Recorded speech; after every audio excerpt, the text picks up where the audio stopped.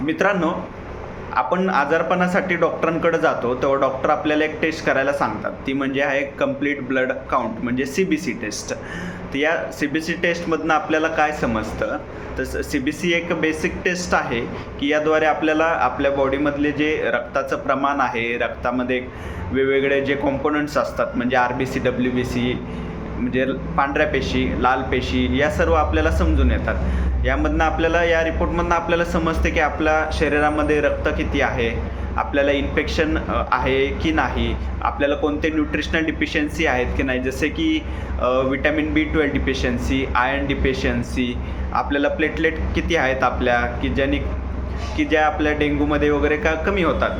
तर या सर्व गोष्टी आपल्याला या समजतात म्हणजे कंप्लीट ब्लड काउंट या रिपोर्टमधनं. या व्हिडिओ आवडला असेल तर लाईक करा आणि चॅनलला सबस्क्राईब करा. धन्यवाद.